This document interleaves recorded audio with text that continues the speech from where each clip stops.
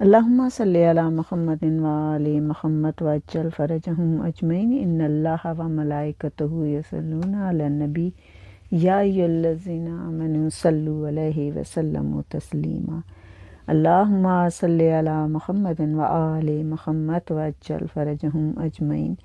میرے رسول اپنا تمام سامان تجارت بیچنے کے بعد روانہ ہوئے اور آپ کے سر کے اوپر بادل نے سایہ کیا ہوا تھا اور آپ کی سواری تیزی سے چلی، زمین پیروں کے نیچے سے لپٹی اور آپ نے وہ راستہ بہت جلدی طے کر لیا۔ جب آپ قافلے میں کے ساتھ مل کر واپس آئے تو کتنا فاصلہ طے کر چکے تھے آپ، اور اس میں کوئی تعجب کی بات نہیں ہے کیونکہ میرا رسول تو وہ ہے کہ جو شب معراج میں عرش تک گیا اور واپس آیا تھا۔ زمین تو کتنابیں کھینچ جاتی ہیں، تو جس وقت رسول خدا تیزی سے آپ مکے کی طرف آئے اور پھر جناب ختیجہ انتظار میں تھیں کہ کب رسول اکرم آئیں گے۔ جناب رسول خدا قافلے کے ساتھ سفر کی منزلیں طے کرتے ہوئے داخل مکہ ہوئے اور آپ نے سامان جناب ختیجہ کے گھر بھیجا اور پھر اپنے گھر میں تشریف لائے، چچا سے ملے، اس کے بعد غسل کیا، لباس بدلا، خوشبو لگائی اور جناب ختیجہ الکبریٰ کے گھر میں آئے۔ جناب ختیجہ نے انتہائی عزت و احترام کے ساتھ بٹھایا اور خود پس پردہ بیٹھیں، تمام حالات سفر تفصیل سے پوچھے، بے حد اظہار مسرت کیا اور اس کے بعد عرض کیا کہ جو تمہاری آرزو ہیں اس کے مطابق آپ بتائیں، میں عمل کرنے کو تیار ہوں، کیونکہ اتنا منافع مجھے کبھی نہیں ہوا جتنا اس مال تجارت سے مجھے ہوا، اور یہ سب آپ کی ایمانداری کی وجہ سے ہوا۔ یہ سن کر جناب رسالت مآب خاموش ہو گئے۔ جناب ختیجہ نے فرمایا، اے سید و سردار عرب، آپ یہ فرمائیں کہ جو کچھ مال دنیا میں آپ کو اس تجارت کے عوض میں دوں گی، وہ آپ اس مال کا آپ کیا کریں گے؟ مجھے اس سوال کا آپ جواب دے دیں تو میں بہت مشکور ہوں گی۔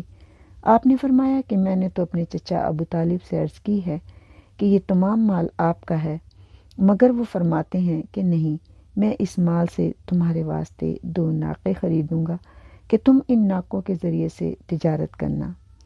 اور یہ کہہ کے آپ نے سر جھکایا اور اس کے بعد فرمایا کہ میرے چچا فرماتے ہیں کہ ناقہ جو آپ کو مل جائے گا اس سے آپ کاروبار کریں گے، اور ناقے کی خریداری کے بعد جو کچھ مال بچے گا اس سے وہ میرا عقد کسی میری ہی ہم قوم عورت سے کرا دیں گے۔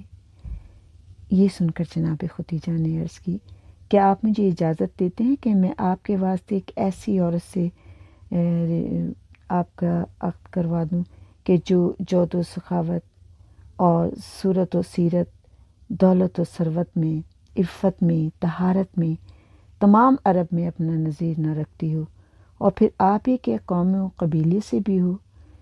یہ سن کر آپ نے شرم سے سر جھکا لیا اور آپ کے پیشانی پر پسینے کے قطرے موتیوں کی طرح ٹپک پڑے۔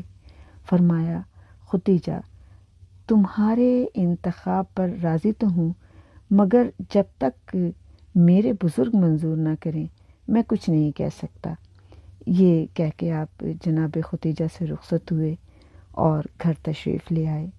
جناب ابو طالب کے پاس پہنچے تو یہ وہ وقت تھا کہ تمام بنی ہاشم گھر کے صحن میں بیٹھے تھے۔ جناب ابو طالب کے گھر میں سب موجود تھے، جناب عباس بھی، جناب حمزہ بھی، اور جناب عباس بھی موجود تھے اور سب باتیں آپس میں کر رہے تھے۔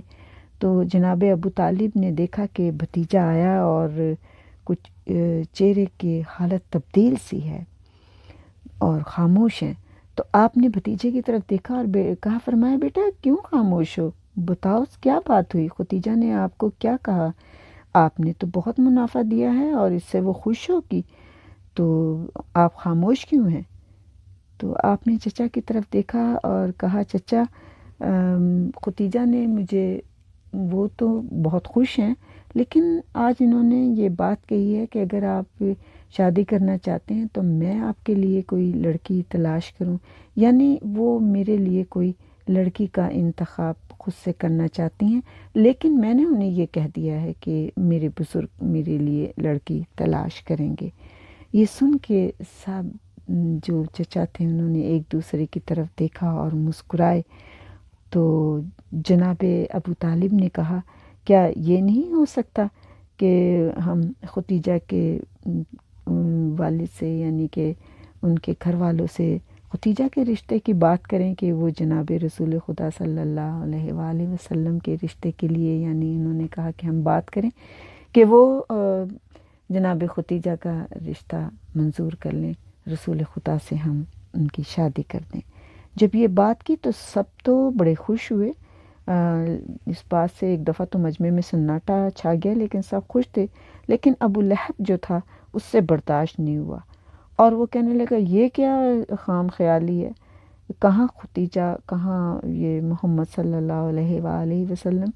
ختیجہ نے تو بڑے بڑے دولت مند سردار عرب جو تھے، یہاں تک کہ بادشاہوں تک کے جو رشتے آئے تھے تو اس نے ان کے بھی رشتے کو انکار کر دیا تھا۔